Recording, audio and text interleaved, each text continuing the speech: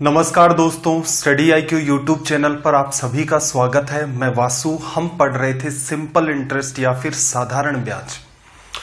पहले सेशन में हमने अराउंड 15 क्वेश्चंस को डिस्कस कर लिया था।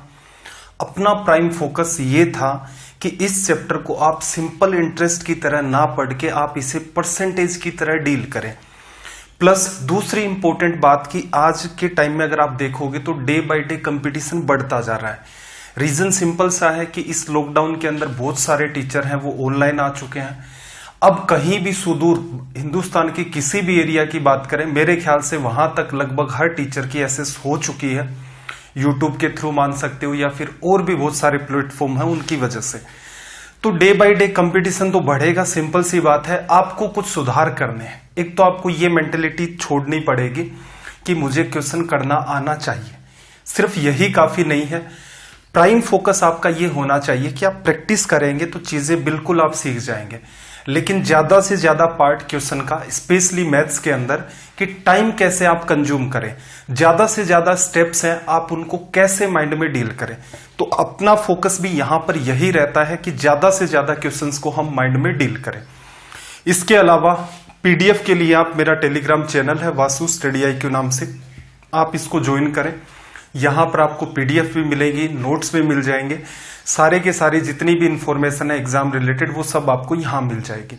Vasu study IQ doubt group नाम से ये ग्रुप बना रखा है डाउट्स के लिए, वहां पर आप अपने डाउट्स भी सेंड कर सकते हैं। तो चलिए भाई, आज के सेशन का पहला सवाल या फिर पिछले सेशन के आगे से स्टार्ट करें तो क्वेश्चन नंबर 16। अपना प्राइम फोकस किस पर रहेगा आपको बता दिया कि इजी टू मॉडरेट जितने भी सवाल होते हैं कोशिश करें आप उनको माइंड में डील कर ले जाएं।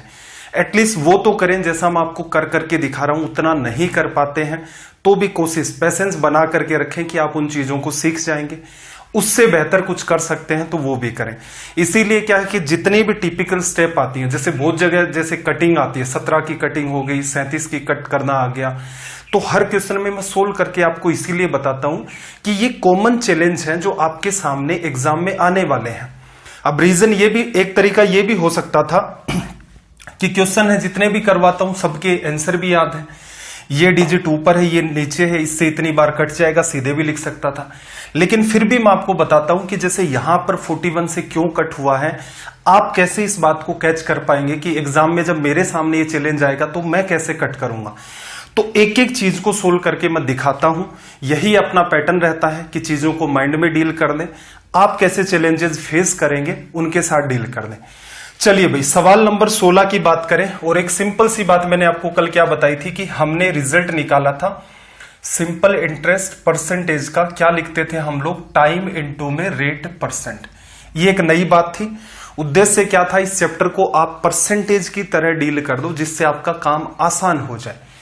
16 नंबर सवाल में इसने क्या कहा कि नितिन ने कुछ धनराशि पहले 3 वर्ष 6% वार्षिक ब्याज की दर से, कहने का मतलब जो पहले 3 साल है उन पर रेट ऑफ इंटरेस्ट क्या काम करेगी? 6%। अगले 5 साल क्या होगा? 9% की रेट ऑफ इंटरेस्ट, तथा 8 वर्ष के बाद अगर वो पैसा रखता है खुद के पास तो उसे पे कितना करना पड़ेगा? 13%। ये रेट ऑफ इंटरेस्ट दे दी। फिर उसने क्या कहा? यदि 11 वर्ष के अंत में उसके द्वारा कुल ब्याज 8,160 रुपए का भुगतान किया गया हो तो उधार ली गई राशि क्या है? देखो सिंपल सी बात है कि नितिन क्या करता है, कुछ पैसे उधार ले लेता है, ठीक है। अब अगला जिससे भी उधार लेता है वो कंडीशन क्या रखता है इसके सामने? सवाल तो समझे पहले क्या कहना चाह रहा है। अगला कंडीशन ये रहता है कि अगर आप मेरा पैसा 3 साल तक रखते हो खुद के पास तो मैं रेट ऑफ इंटरेस्ट लगाऊंगा 6%। 3 साल से आगे, कहने का मतलब उससे आगे जो 5 साल और भी आप रखना चाहते हो, चाहे 3 साल के बाद 1 साल रखो, 2 साल रखो, 3 साल रखो, तो 3 साल के बाद अगले 5 साल में आपके लिए रेट ऑफ इंटरेस्ट अप्लाई क्या होगी? 9%। 8 साल हो गए, इसके बाद भी अगर आप मेरा पैसा यूज करना चाहते हैं तो रेट ऑफ इंटरेस्ट अप्लाई क्या होगी? 13%। अब यहां से कॉमन सेंस लगाओ। कॉमन सेंस क्या भाई? उसने पैसा 11 साल रखा तो कहने का मतलब पहले 3 साल अलग रेट ऑफ इंटरेस्ट है, अगले 5 साल अलग रेट ऑफ इंटरेस्ट है। 11 साल रखा तो 8 ये हो गया, तो उसके बाद उसने 3 साल और पैसा रखा। पहले समझ लेते हैं फिर एग्जाम अप्रोच पर आ जाते हैं। यहां पर रेट ऑफ इंटरेस्ट क्या काम कर रही है भाई? 6%। आगे के केस में रेट ऑफ इंटरेस्ट क्या काम कर रही है? 9%। उससे आगे के केस में रेट ऑफ इंटरेस्ट क्या काम कर रही है? 13%। क्लियर? अब आपको क्या सिखाया था कि सिंपल इंटरेस्ट परसेंटेज में लेना है, तो सिंपल सी बात है, टाइम इंटू रेट परसेंट। तो यहां से ब्याज उसे कितना देना पड़ेगा? 6 गुणा 3 18% प्रिंसिपल का। यहां से उसे ब्याज कितना देना पड़ेगा? 45%। और यहां से उसे ब्याज देना पड़ेगा 39%। लिखा जा सकता है। सारा का सारा ऐड करोगे तो 45 में 39 जोड़ोगे 84, 84 में 18 जोड़ोगे तो उसे ब्याज देना पड़ेगा 102%। क्लियर? यहां तक बात क्लियर हो गई है तो चलो थोड़ा सा एग्जाम अप्रोच से ही क्यों ना इस सवाल को डील कर ले। पहली बार डील कर रहे हूं तो सवाल पहले तो हो अपना समझ में आए, प्रॉपर मैनर में हो क्या रहा है। अगर पहले डील कर चुके हो ऐसे सवाल तो कोशिश करो कि इनको माइंड में कर ले जाओ। देखना आप क्या करते, पहले 3 साल 6 गुणा 3 18%, अगले 5 साल 9 गुणा 5 45%, फिर आगे 3 ही साल और काम में लेगा। 13 की रेट है 39%। 39 में 45 जोड़ा 84 आ गया। 84 में आपने 18 ऐड कर दिया, क्या रिजल्ट आया? 102%। कहने का मतलब जो भी आपका प्रिंसिपल था उसका 102% अगर आप निकालते हो तो क्या आएगा? Simple interest. अगली लाइन क्या कह रहा है कि उसके द्वारा कुल ब्याज 8160 रुपए पे किया गया। कितनी बार कटा भाई? दिख रहा ना साफ साफ? 8 से गुणा करोगे 800 और ये 16, 8 बार। तो यहां से आप प्रिंसिपल लिख सकते हो 1/100 गुणा हो जाएगा 80 और 2 0। ये लो, आप कोशिश करते तो ये सवाल इतना इजी है, आप इसे माइंड में डील कर सकते थे। आई होप बात समझ आ गई होगी। किसी भी टाइप के आपके इश्यू हैं तो जब स्ट्रीम चल रही होती है तो उसमें आप कमेंट कर दिया करें। 17 नंबर पर आ जाओ, सवाल नंबर 17।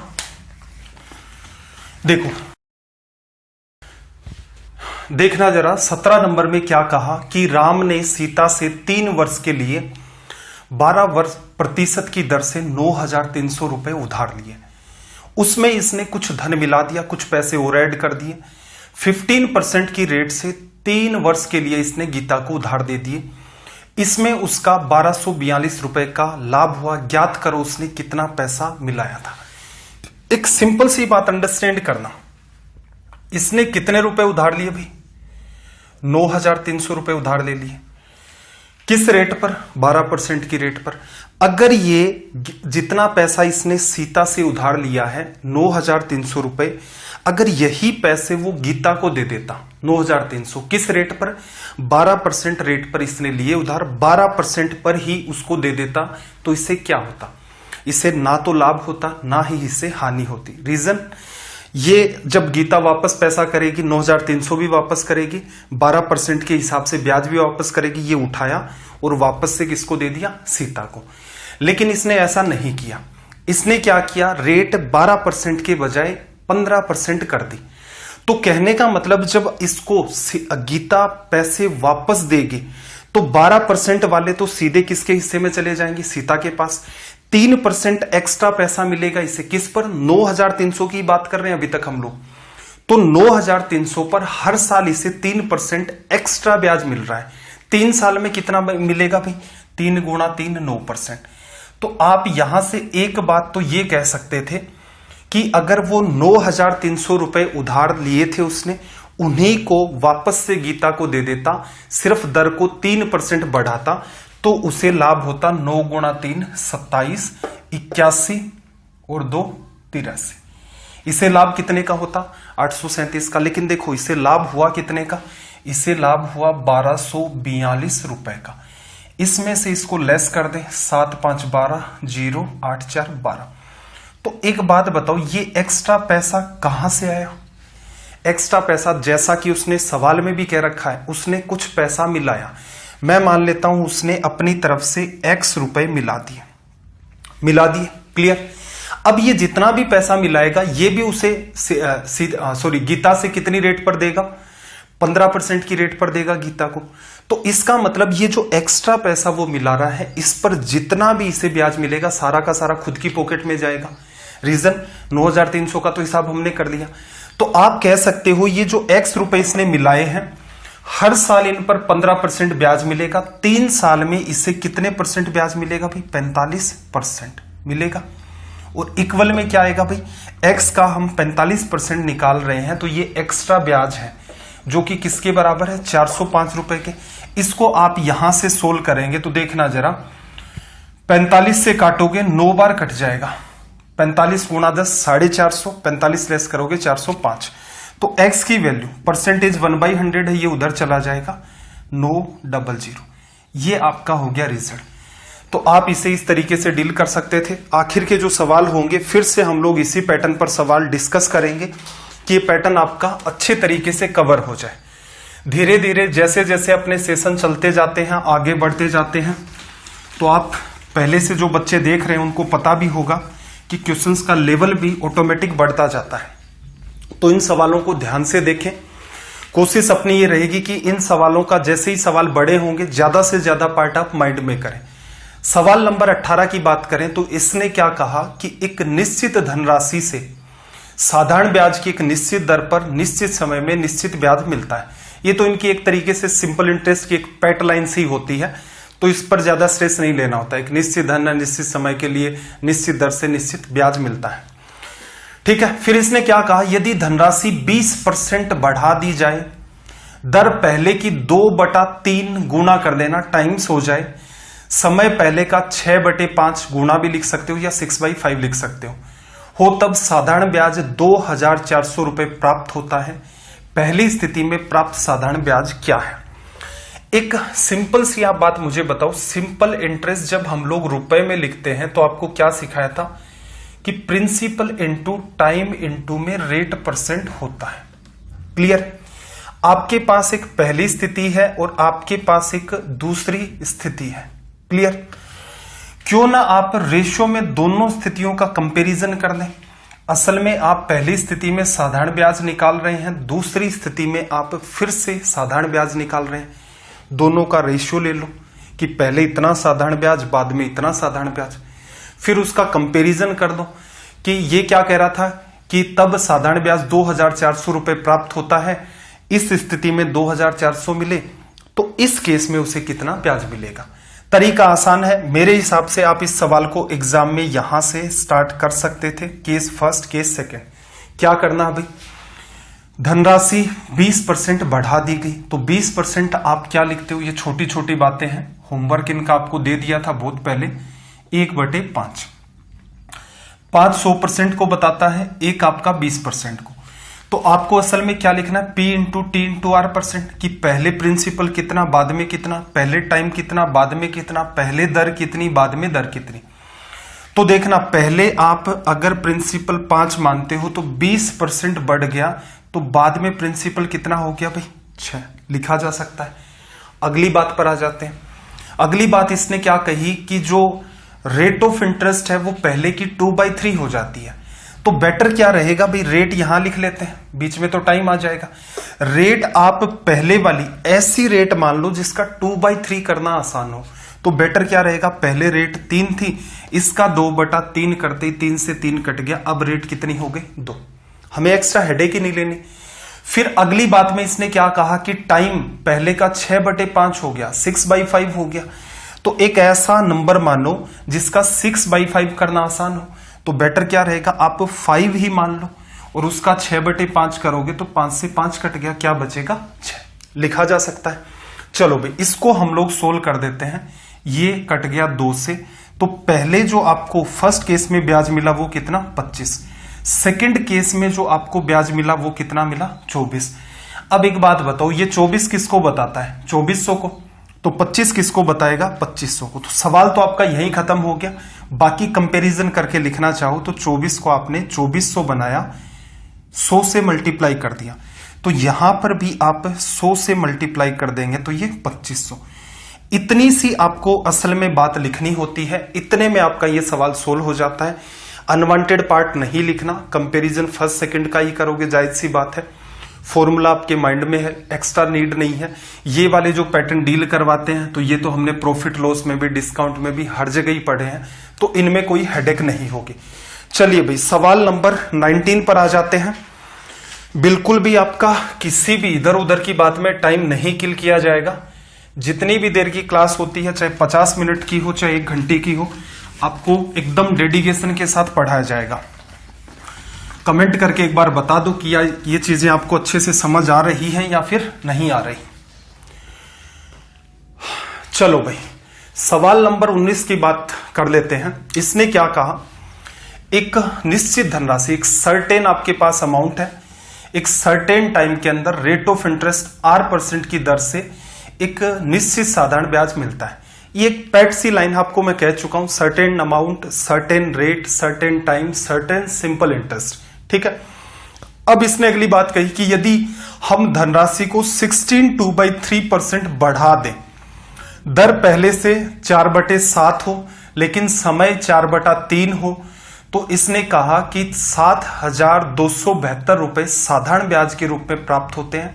पहले वाले केस में साधारण ब्याज क्या होगा, पिछले ही सवाल पर बेस्ड है, तो जो बातें मैं आपको समझाने की कोशिश कर रहा था उन्हीं के साथ सीधे सीधे एग्जाम अप्रोच पर आ जाते हैं। देखो, जो इसका सम है या जो अमाउंट है इसका इनिशियल लेवल पर वो 16/2/3% बढ़ाया। 16/2/3% 1/6 लिखते हो। आप कह सकते हो कि पहले 6 था तो बाद में कितना हो गया भैया, 7 हो गया, एक काम। अगली बात पर आ जाते हैं कि पहले दर जो थी उसका 4/7 हो चुका है, या जितनी भी थी उसका 4/7 कर दोगे तो बेटर क्या रहेगा, पहले दर 7 मान लो, बाद में इसका 4/7 करोगे तो सीधे सीधे क्या लिख ले जाओगे, 4 लिख ले जाओगे। अगली बात पर आ जाते हैं, टाइम क्या हो गया, 4/3। पहले वाला टाइम क्या ले लो, 3 ले लो। 3 का 4/3 करोगे, 3 से 3 कट जाएगा, यहां पर क्या बचेगा, 4 बच जाएगा, लिखा जा सकता है। अब कंपैरिजन कर दो, ये पहले केस में ब्याज था, ये दूसरे केस में, यहां से 7 से 7 कट गया, 18 और 16, 9:8 लिखा जा सकता है, 2 से भी कट कर दिया। अब देखो, पहले वाला साधारण ब्याज आपको निकालना है, दूसरे केस का जो सिंपल इंटरेस्ट है वो कितना है, 7272। 8 9 बार डिवीजन, फिर 7 में नहीं जा रहा है, फिर 9 बार डिवीजन। जैसे ही आप इसको 909 को इधर गुणा करोगे तो ये 81 और 81 क्रिएट हो गया, तो ये हमारा निकल के आ गया रिजल्ट। तो ऐसे सवाल आप भविष्य में एग्जाम में इस पैटर्न से डील करेंगे, जिससे कि आपके ये सवाल तुरंत के तुरंत सोल्व हो जाएंगे। और क्लासेस को आप ज्यादा से ज्यादा शेयर कर दिया करें। पीडीएफ का सोर्स आपको बता दिया है, वहां पर आपको मिल जाया करेंगे हमेशा। देखो, 20 नंबर वाले सवाल में आ जाते हैं। इसने क्या कहा कि मैंने एक सर्टेन सम ऑफ मनी, एक कुछ निश्चित धनराशि है, सिंपल इंटरेस्ट की एक सर्टेन रेट से सर्टेन टाइम के लिए उधार ली, मुझे 1250 रुपए का ब्याज मिला। क्लियर। यदि मैं 40% अधिक, पहले जितना भी था उससे 40% अब ज्यादा, 4/7 टाइम्स मोर आपका टाइम हो गया। कहने का मतलब पहले जितना भी टाइम था उसका 4/7 गुना टाइम और 3/2 गुना इसकी ब्याज की दर से उधार देता, तब मेरे द्वारा प्राप्त ब्याज ज्ञात करो। इसने क्या कहा कि भाई पहले मैंने पैसा ऐसे ऐसे दिया, अगले केस में मैंने क्या किया, पैसा जितना भी था उसका 40% बढ़ा दिया, पहले जितना भी मेरे पास टाइम था उसका मैंने 4/7 टाइम कर दिया, पहले मेरी जो भी रेट चल रही थी उसका 3/2 टाइम मैंने उस रेट को कर दिया, तो अब मुझे कितना ब्याज मिलेगा। एग्जाम अप्रोच पर ही आ जाते हैं सीधे सीधे कि इन सवालों को डील करने का सबसे बेटर वे क्या है, पहला केस और बाद में क्या हो रहा है। अब देखो, 40% उसने इसके पास जितना भी पैसा था उसको बढ़ा दिया, 40% 2/5 लिखते हो। अगर इसके पास पहले पैसा 5 था तो अब इसने 2 बढ़ा करके अपना जो इन्वेस्टमेंट है वो कितना कर दिया भाई, 7। एक बात क्लियर। अब देखो, टाइम की बात चल रही है, 4/7 गुना 4/7 टाइम्स टाइम को बढ़ा दिया। तो टाइम एक ऐसा नंबर आपको मानना है जिसका आप 4/7 कर दें तो इजी हो जाए। तो पहले टाइम आप 7 मान लो, 7 का 4/7 कर दोगे तो 7 से 7 कट जाएगा, नंबर कितना बचेगा आपके पास, 4। चलो ये भी सोल्व। रेट जो है उसने क्या कहा कि 3/2 टाइम्स कर दी, यहां जितनी भी दर थी इसका 3/2 गुना यहां कर दिया, किसी भी संख्या का 3/2 करना है, इजी से इजी वैल्यू क्या होगी, नंबर मान लो 2 का 3/2 कर दोगे तो 3 आ जाएगा, झंझट खत्म। इसको कर लेते हैं भाई 16, 7 से 7 कट गया, 10 और 12, तो ये कितना बचा भाई 5:6 लिखा जा सकता है। पहले केस में देखना जरा, पहले केस में इसे जो ब्याज मिल रहा है वो 1250 रुपए का मिल रहा है, कितने गुना पर बैठा है भाई 250 गुना पर, साफ साफ दिख रहा है। इसको भी आप 250 से गुणा करोगे, 25 गुना 6 150 और एक 0, ये लो आपका रिजल्ट आ गया। हालांकि मेरे हिसाब से इस लाइन में बात बन रही थी, क्या करते भाई यहां से आपको साफ साफ दिख रहा है 5:6, 5 को 1250 बनाया तो 25 और 0 250 से गुणा किया, 6 को 250 से कर देते तो आपका 1500 आ जाता। ये जो नीचे आपने जो काम किया है ये वाला एक तरीके से अनवांटेड। रीजन क्या, देखो अगर टिपिकल कंपैरिजन होता तो मैं भी आपको करके ही बताता हूं कि ऐसा होगा, लेकिन आपके पास 10 सेकंड 15 सेकंड बचाने की संभावना है, तो आप पूरी ये कोशिश किया करें कि उस टाइम को बचा ले जाए। चलिए भाई सवाल नंबर 21 पर आते हैं। लैंग्वेज को रीड करना और स्टेप बाय स्टेप करके एक एक चीज को गहराई से समझते जाओ, प्रॉपर मैनर में नोट्स बनाते जाओ। पीडीएफ का फॉर्मेट पहले के कंपैरिजन में बहुत बेहतर कर दिया है, तो ये भी हेडेक नहीं है। जो चीजें मैं आपको मार्क करता हूं कि यहां स्टार मार्क कर देना, ये सवाल आपका इंपॉर्टेंट है, इसको स्टार मार्क कर देना, उन पर स्पेशल फोकस रखना।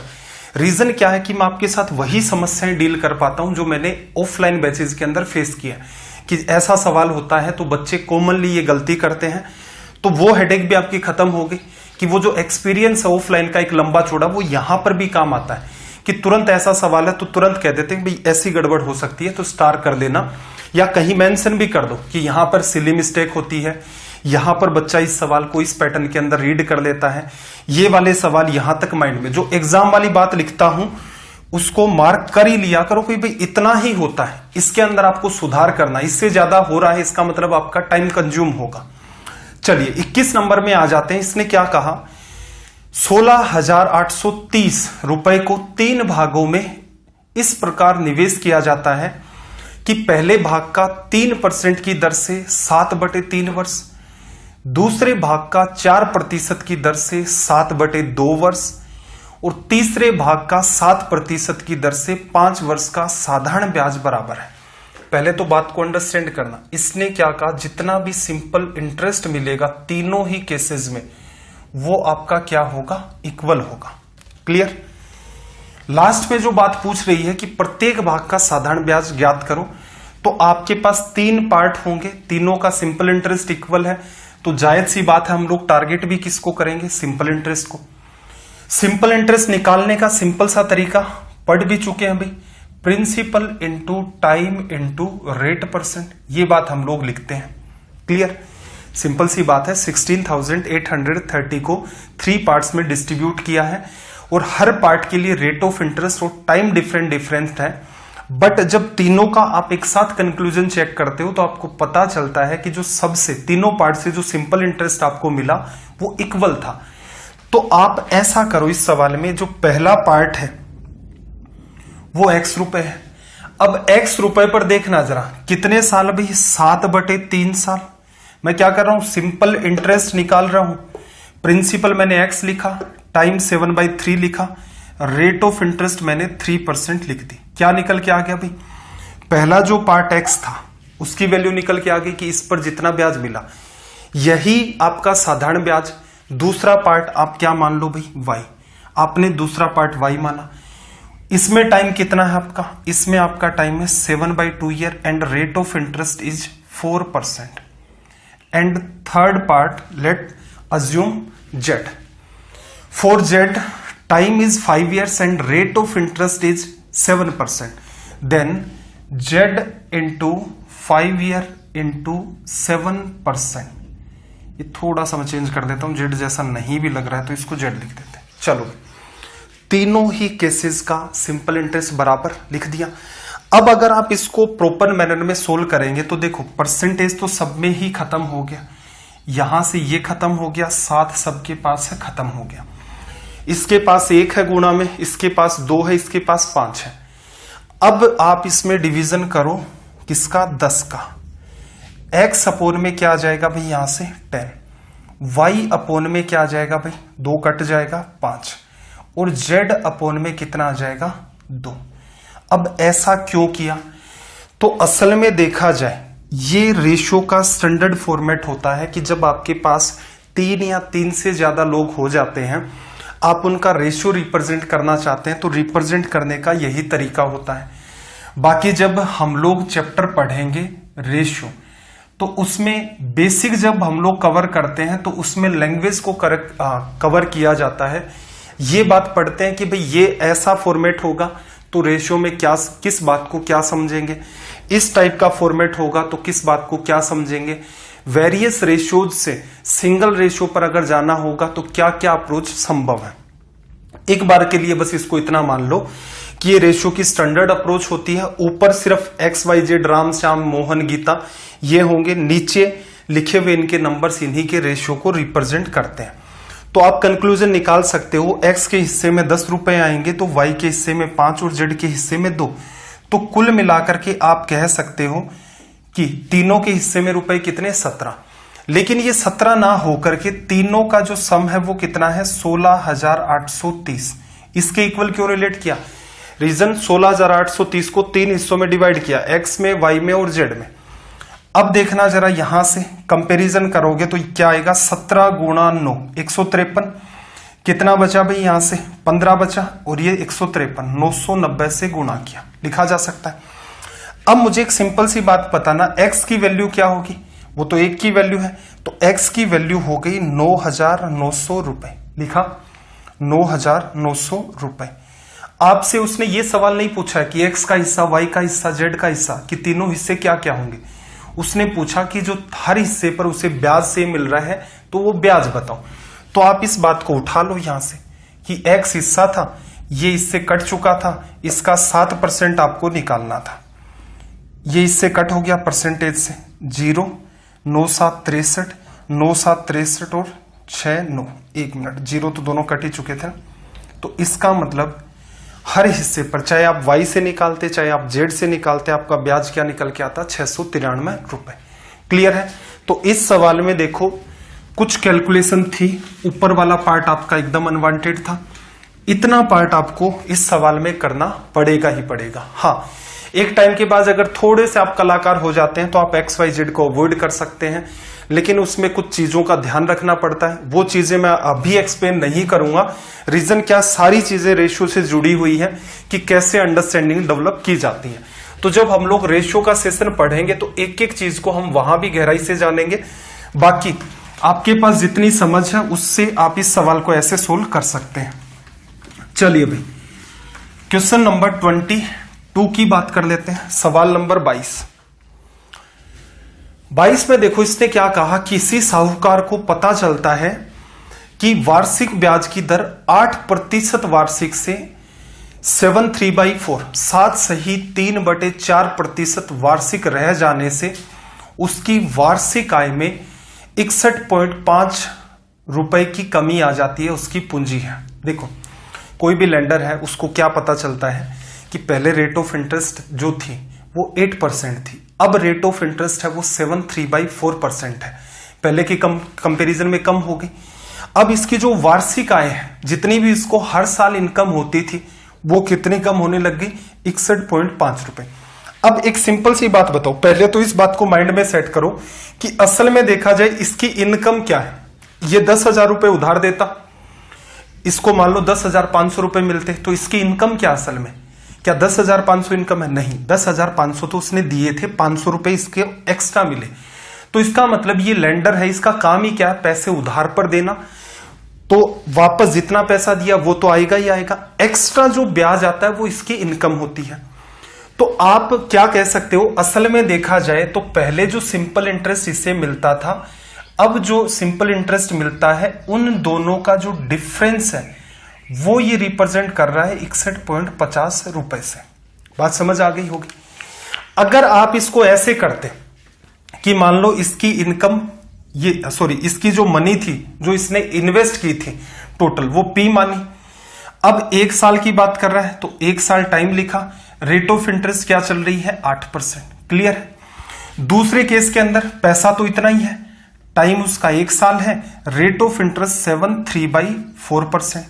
अब इन दोनों का जो अंतर है वही तो इसको रिप्रेजेंट कर रहा है। अब एक बात बताओ, पहले 8% पैसा मिला, अब 73/4 मिला, तो क्या आप एग्जाम में ऐसे नहीं कह सकते कि इसने P पैसा इन्वेस्ट किया 1 साल के लिए, तो इससे डिफरेंस कितने का क्रिएट मिला? 8% में से 7 3/4, तो 1/4% का। ये जितनी भी बातें ऊपर में आप स्टेप बाय स्टेप करके लिखते हो, रीजन ये है कि P कॉमन आ जाएगा, बात वही बचेगी।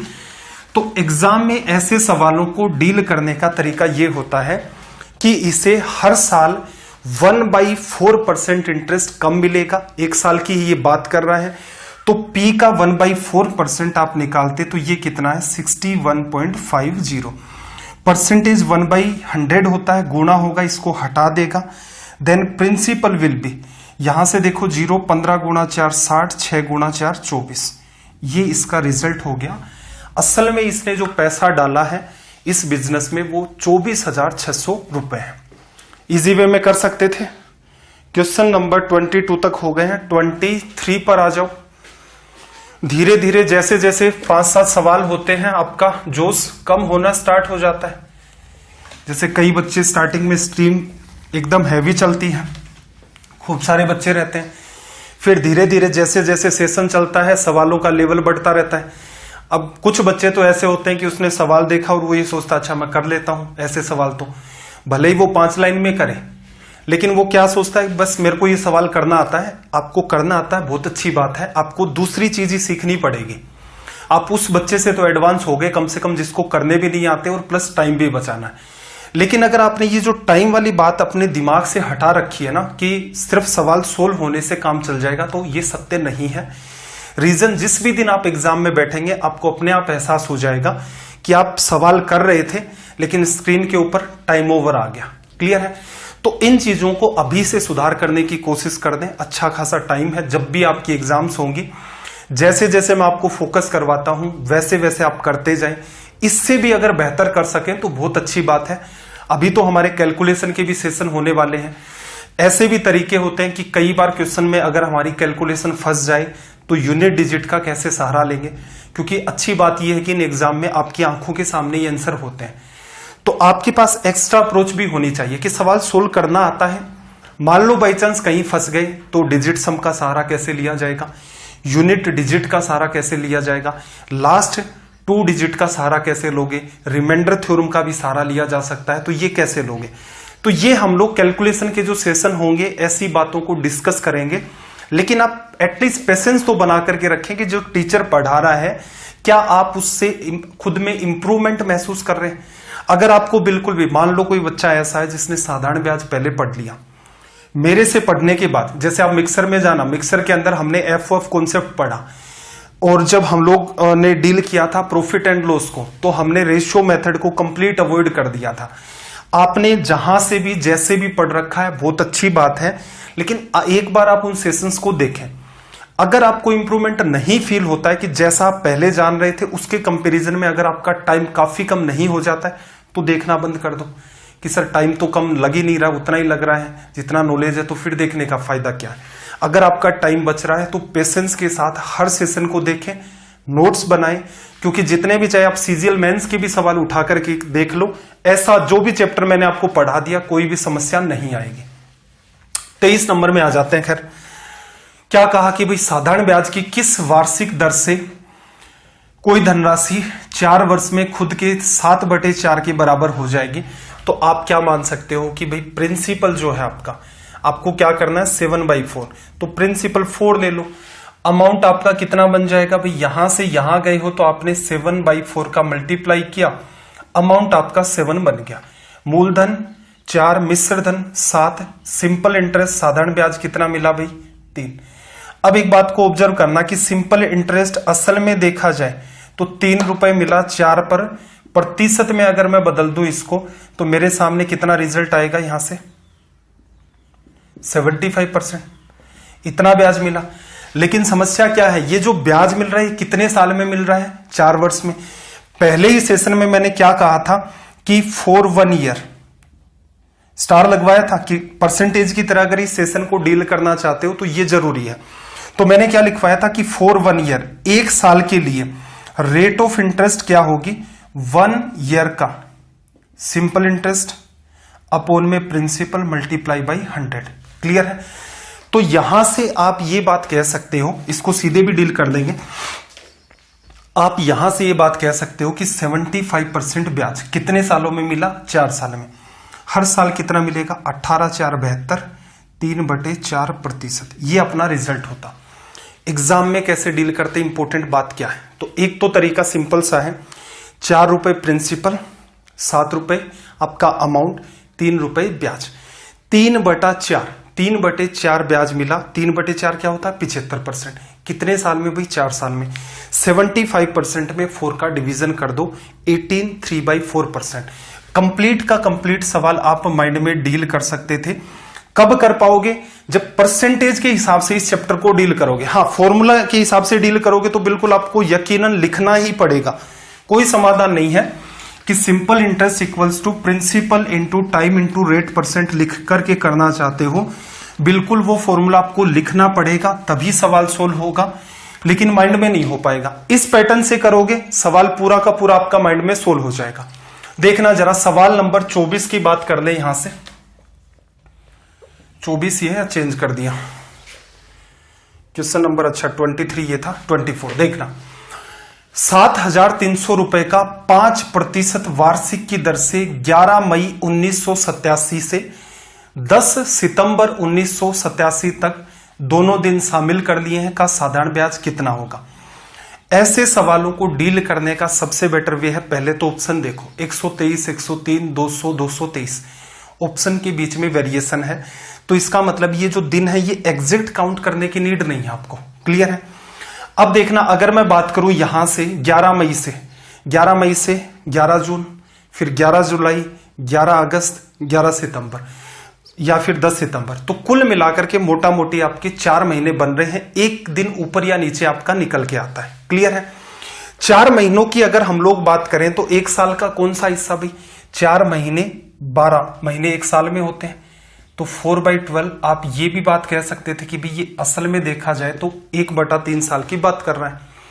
आपसे पूछा क्या है, ब्याज कितने रुपए थे भाई, 7300 रुपए। टाइम आपके पास 1/3, रेट ऑफ इंटरेस्ट क्या है 5, तो असल में आपको 5/3% निकालना था। ये पार्ट इससे कट गया। चलो 15, 35 और 1 36, 3 का डिवीजन कर दोगे तो ये कितना आ गया, 12 तो सीधे सीधे आ गया। और लगभग अगर बात करें 122 के आसपास, एक आधे दिन का वेरिएशन आ गया होगा तो आंसर चेंज हो जाएगा थोड़ा सा। तो ऑप्शन ए आपका करेक्ट है। क्लियर है? यहां पर मैं आपको एक छोटी सी बात बता देता हूं, इस वैल्यू की एक दिन का जो वेरिएशन क्रिएट होता है 7,300 का, दर आपकी कितनी चल रही है भाई, 5%। एक दिन का ब्याज निकालोगे तो एक साल का 1/365 हिस्सा होता है।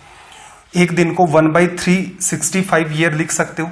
ये पार्ट इससे कट जाता 20 बार, परसेंटेज निकालते तो यहां से ब्याज क्या आता है, 1 रुपए। तो वो 1 रुपए का जो वेरिएशन निकल के आता वो इस वजह से। तो मैं आपको एक छोटी सी बात यही समझाना चाह रहा हूं कि इस पर्टिकुलर सवाल में आप एक तो डील करते परसेंटेज के हिसाब से, लगभग 4 महीने आ रहे हैं, 1 या 2 दिन ऊपर नीचे हो सकते हैं, लेकिन अपने ऑप्शन से वो काफी दूर दूर चल रहे हैं, तो वो हेडेक हमारी खत्म हो गई। तो ये लगभग 122 आपका निकल के आ गया, 122 पॉइंट कुछ के आसपास मान सकते हो। तो यहां से आपने इसको हिट कर दिया कि आपकी जो सिली मिस्टेक हुई होगी वो 1 दिन के आसपास की हुई होगी, तो 123 आपका रिजल्ट हो गया। चलिए भाई, सवाल नंबर 25 की बात करें। एग्जैक्ट के चक्कर में मत पड़ना। देखो, अगर ऑप्शन ऐसे चलते 122, 123, 124, 125, तो बिल्कुल आपको एक एक दिन काउंट करना होता। जितने भी दिन आते अपोन में 365 करते, ईयर आ जाता 365, 7,300 से सीधे सीधे 20 बार कट रहा होता है। 20 गुणा 5% 1 बन गया। अब जितने भी दिन आए असल में देखा जाए वो आपका ब्याज, तो उस केस में आपको एग्जैक्ट ही आंसर निकालना पड़ता। लेकिन ऐसी समझदारी आप अपने साथ जरूर रखें कि वो क्या पूछना चाह रहा है और कैसे डील कर देंगे, तो मामला आसान हो जाएगा। 25 नंबर की बात कर देते हैं। क्या कहा भाई, राधा ने कितना 29,400 रुपए 29,400 रुपीज 6 साल के लिए साधारण ब्याज पर जमा किए। 6 साल के बाद उसे 4200 रुपए का ब्याज मिला। ब्याज की दर देखो नकली सा सवाल है, परसेंटेज के हिसाब से सोचना। 4200 रुपए ब्याज मिला, कितने रुपए पर मिला भाई 29400। कितने प्रतिशत मिला, तो आप कह सकते हो भाई इतने प्रतिशत होगा। 4200 29,400 का इतना प्रतिशत है, लेकिन इतना परसेंट तो 6 साल में मिला है। 1 साल का अगर आप निकालते तो इसी को तो रेट परसेंट कहते हैं। देखो मैं ये नहीं कह रहा कि फॉर्मूला खराब है, मैं ये आपको सिखाना चाह रहा हूं कि इनको परसेंटेज की तरह डील करें। जो बच्चे अभी अभी जुड़े हैं, मैथ्स बाय वासु सर नाम से जो प्लेलिस्ट है वहां जाए, या वासु स्टडी IQ नाम से जो टेलीग्राम चैनल है वहां जाएं। वहां से जाकर के आपको इनकी लिंक मिलेगी, पुराना वीडियो मिलेगा। फर्स्ट सेशन जरूर देखें, जहां मैंने ये बात आपको एक्सप्लेन की है कि कैसे आप इस चैप्टर को सिंपल इंटरेस्ट के बजाय परसेंटेज की तरह डील कर सकते हैं। इसको कर दो भैया आप यहां से 6 से काटा 7 बार। क्लियर है? और भी कुछ पार्ट कट रहा है आपका। 700 के अंदर 294, कहने का मतलब नीचे 21 के आसपास की वैल्यू आ रही है, तो एक बार ट्राई करके देखे। 7 गुणा 4 28, 7 गुणा 4 28 42। फिर यहां पर देखो 21 आ जाएगा, 50 आ जाएगा। डिवीजन 21 गुणा 2 42, 8 बटा में 21%। ये अपना यहां से निकल के आ गया रिजल्ट। लिखा जा सकता है, इजी सा काम था। ऑप्शन आपका ए था क्या, मेरे ख्याल से ए करेक्ट था। चलो भाई सवाल नंबर 26 पर आ जाते हैं। Question number 26।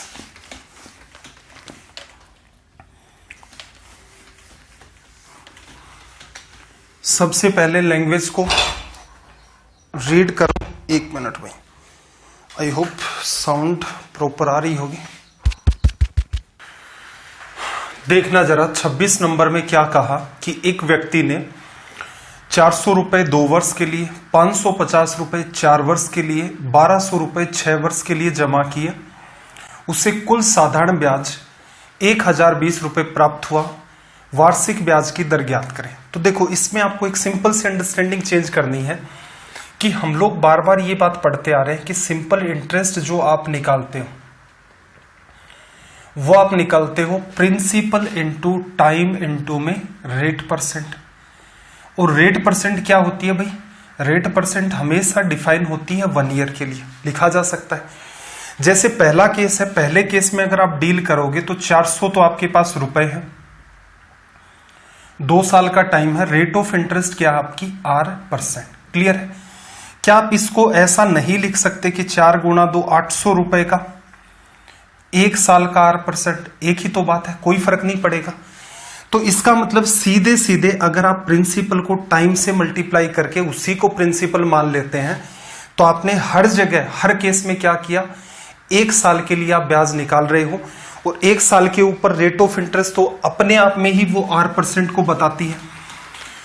तो इससे डील करने का सबसे बेस्ट वे आपका ये हो सकता था, जैसे 400 रुपए हैं 2 साल के लिए, तो 400 गुणा 2 800 रुपए ले लो 1 साल के लिए, 550 रुपए 4 साल के लिए, 55 गुणा आप 4 करोगे तो कितना आ जाएगा भाई 2200 रुपए।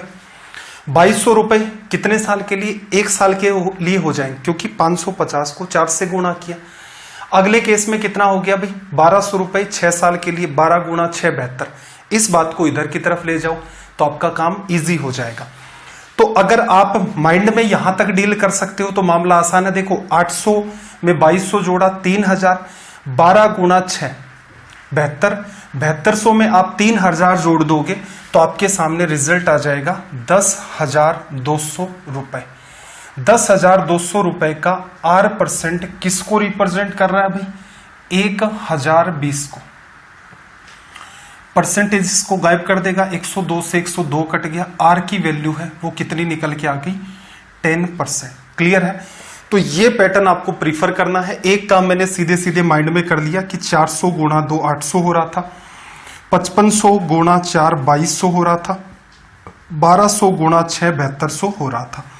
अगर आप कंफर्ट नहीं है ऐड करने में तो लिख करके ऐड कर ले, बाकी खुद की आदतों को थोड़ा थोड़ा धीरे धीरे करके चेंज करने की कोशिश करें।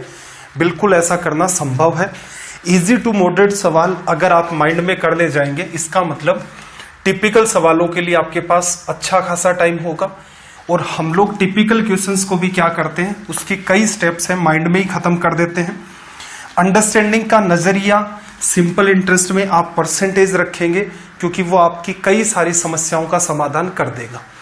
27 नंबर पर आ जाते हैं। क्या कहा कि प्रति वर्ष साधारण ब्याज की दर पर किसी राशि पर 10 वर्ष में मिलने वाला ब्याज उस राशि का 2/5 पार्ट है, तो साधारण ब्याज की दर कितनी है। देखो एकदम नकली सा सवाल है। प्रिंसिपल आप हमेशा 100% मानते हैं, इसका 2/5 करोगे तो कितना आएगा भाई, 40% निकल के आ गया। अपने आप में भी अगर आप देखोगे तो 2/5 किसको बताता है, 40% को। अब ये इसने क्या बताया, ये सिंपल इंटरेस्ट है, तो आप कह सकते हो आपको 40% ब्याज मिला। लेकिन कितने सालों में मिला भाई, आपको 40% ब्याज 10 साल में मिला, तो हर साल कितने परसेंट ब्याज मिलता है, हर साल आपको 4% ब्याज मिलता है। और यही आपकी यहां पर क्या होती है, रेट ऑफ इंटरेस्ट। तो इस पर्टिकुलर सवाल की अगर मैं बात करूं तो ये माइंड में हो सकता है। जिस बच्चे के समझ में नहीं आया कि ऐसा क्यों हुआ, तो वो पहले वाला पार्ट जरूर देखें। फर्स्ट पार्ट अगर आप देखेंगे तो उसमें ये सारी की सारी चीजें मैंने आपकी एक एक करके एकदम डिटेल में समझा करके आपको बताया है कि कैसे इन सवालों को डील किया जाएगा। 28 नंबर पर आ जाते हैं। 28 देखना, एक व्यक्ति कुछ धन 12% की दर से उधार लेता है। 6 वर्ष 8 महीने के बाद ब्याज के रूप में 720 रुपए का भुगतान करता है। उसके द्वारा उधार ली गई राशि क्या है। उसने मान लो प्रिंसिपल P रुपए उधार लिए थे। कितनी दर है भाई, 12%। टाइम कितना है, 6 साल 8 महीने। 6 साल 8 बटा में 12 करोगे, वर्षों में चेंज करना जरूरी होता है। 4 से काटोगे 2 बार, ये 3 बार। 6 2/3, 6 3 18 और 2 20, 20/3 वर्ष हो गया। ब्याज की दर कितनी है भाई, 12%। ये लो 12%। ब्याज कितना है, 720 रुपए। सीधे सीधे आप इसको सोल्व कर सकते हैं। यहां से आप इसको काटोगे तो 4 बार, 4 गुणा 2 8, 8 कटा 9 बार। ये परसेंटेज इसको गायब, सॉरी ये 0 इसको गायब कर देगा। प्रिंसिपल की बात करें, ये 1/100 है, उधर चला जाएगा 900। खैर यहां पर आपको कोई एक्स्ट्रा दिमाग लगाने की नीड नहीं थी, सीधे सीधे ये सवाल सोल्व हो जाता है। बस बेटर क्या था, 6 सही 8/12 सीधे सीधे कर लेते तो बहुत अच्छी बात थी कि 2/3। 8 महीने है, साल का कौन सा हिस्सा है, 2/3। जैसे 6 महीने साल का कौन सा हिस्सा है, 1/2, 6/12। तो ये काम अगर आप थोड़ा सा सीधे सीधे सोच लेते तो बेहतर रहता। चलिए भाई क्वेश्चन नंबर 29 की तरफ मूव करते हैं। 29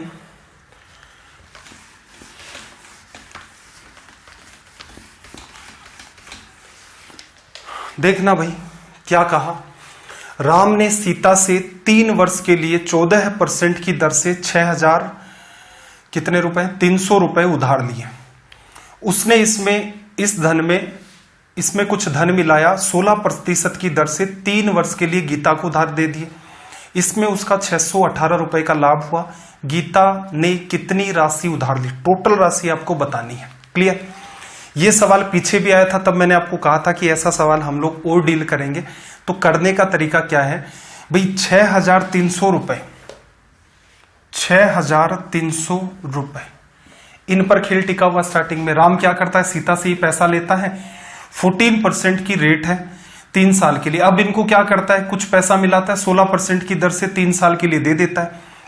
हर साल इसे देखो, अगर ये 6300 रुपए लाया, 6300 को ही उधर दे देता तो पहले रेट 14% चुकानी पड़ रही थी, लेकिन इसे 16% मिल रही है। हर साल 2% का फायदा, तो 3 साल में कितने परसेंट का फायदा होता है भाई इसे, 6% का। 6% निकालोगे, 6 गुणा 3 18, 6 गुणा 6 36 और 37, 378 रुपए का फायदा होता। लेकिन फायदा असल में कितना हो रहा भाई, 618 का। तो ये जो डिफरेंस क्रिएट हुआ है, इस बात को थोड़ा सा समझना। 7 4 11 2, 240 रुपए एक्स्ट्रा मिले। किस वजह से कि इसने क्या किया था, x रुपए मिला दिए। ये भी क्या किया, उसने गीता को दे दिए। अब इस पर ब्याज कितना लेगा भाई, हर साल 16% ब्याज मिलेगा, क्योंकि इस पर डिफरेंस थोड़ा ना मिलेगा, ये तो खुद की जेब से लगा हुआ पैसा है। हर साल 16% मिलेगा, 3 सालों में इसे 48% मिलेगा।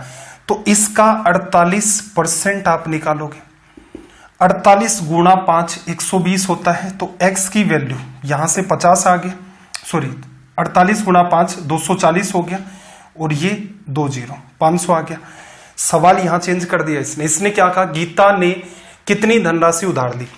6300 तो ये थे ही थे, और 500 रुपए उसने खुद की तरफ से मिला करके, तो 6300 और 500 रुपए आपके कितने हो गए, 6800 रुपए लिखा जा सकता है। सवाल नंबर 30 पर आ जाते हैं। लैंग्वेज को रीड करो सबसे पहले।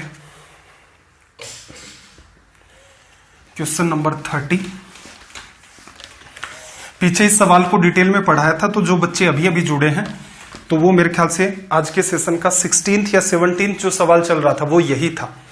देखना भाई, 30 नंबर में कोई धनराशि साधारण ब्याज की किसी निश्चित दर से 15 वर्ष में 3 गुना हो जाती है, एक अन्य दर से 24 साल में 4 गुना हो जाती है, ब्याज की दरों में अंतर ज्ञात करो।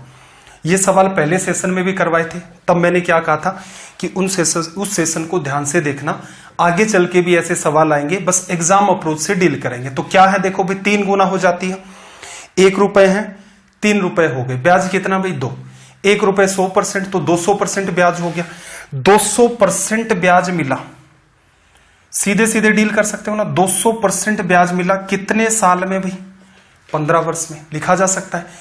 फिर देखना 24 साल में 4 गुना, 1 रुपया दिया 4 मिलेंगे, 3 ब्याज, 1 100% प्रिंसिपल तो 3 300%। अगले केस में आपको ब्याज मिला 300%। यही तो हमने सीखा था कि भी परसेंटेज के हिसाब से पढ़ेंगे तो यही तो फायदा होगा। ऐसा कितने साल में हुआ, 24 साल में। 15 का डिवीजन करना भाई एक बार, 5 बचा, 15 3 45 और 1/3%। ये दर आ गई पहले केस में।